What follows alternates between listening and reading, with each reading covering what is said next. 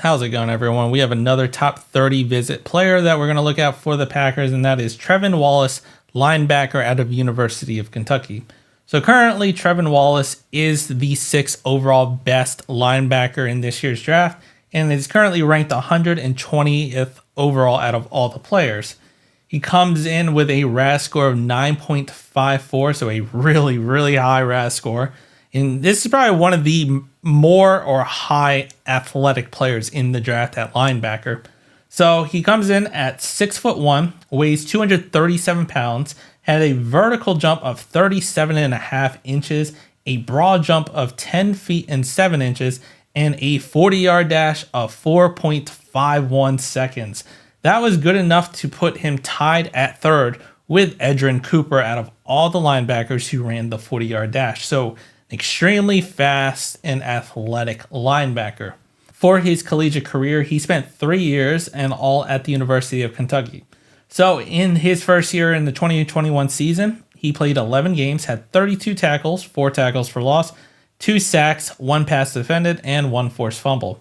Then in the 2022 season, played 12 games, contributed 54 total tackles, 5.5 tackles for loss, 2.5 sacks, 2 interceptions, and that's all.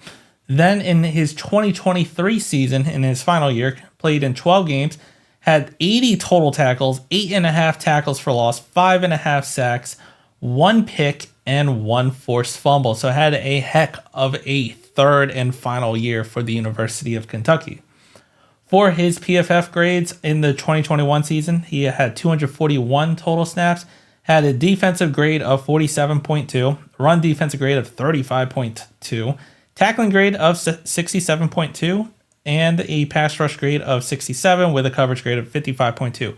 So pretty much a terrible first year for him. In the 2022 season, he played 398 total snaps, had a defensive grade of 69.7, run defensive grade of 52.1, tackling grade of 81.8, pass rush grade of 69.5, and a coverage grade of 82.3. So a lot better. And then in his final year, and this is a little bit interesting considering statistically how well he seemed to have played, but he had 668 total snaps, defensive grade of just 61.1, run defense grade of 61.4, tackling grade of 72.2, a pass rush grade of 64.3, and a coverage grade of 58.6. Now, the difference with that, the reason that coverage grade kind of dropped for him, looking at it, in his 2022 season, he was just targeted 16 times and allowed 13 receptions. So at 81.3 completion percentage going towards Trevin Wallace. Then in his 2023 season, was targeted 31 times and allowed 28 receptions, which was good for 90.3 completion percentage. So a little bit concerning on that part. So good stat line, but when you look at how many times he was targeted and he pretty much allowed a catch on every time he was targeted, it's a little bit worrisome in that department. So what are some of the pros for him? Well, he has a thick build with long arms and solid movement skills, decent change of direction, hip mobility, speed, and use of hands to cover tight ends in man coverage, solid acceleration to close when playing zone, instinctual versus the run to put himself in a position to make tackles, and is a sure tackler who wraps up and breaks down when tackling in space, and he doesn't miss much, which is very great to hear. Gotta love those players that can tackle, because I've grown sick of tired of players not being able to tackle. Now, for some of the cons for him, he lacks physicality at the point of attack when taking on blocks, not quick enough to make blockers miss as a run defender, will get pushed around by offensive linemen in the running game as he doesn't have the strength to hold his ground, subpar awareness in zone coverage, will get caught staring into the backfield too long, especially versus running quarterbacks, which leaves threats in his area open, and doesn't have much power behind his pads when blitzing or coming downhill. So he has a bit of cons, and it's a little bit shocking that he's projected so high as a late day 2, early day 3 pick.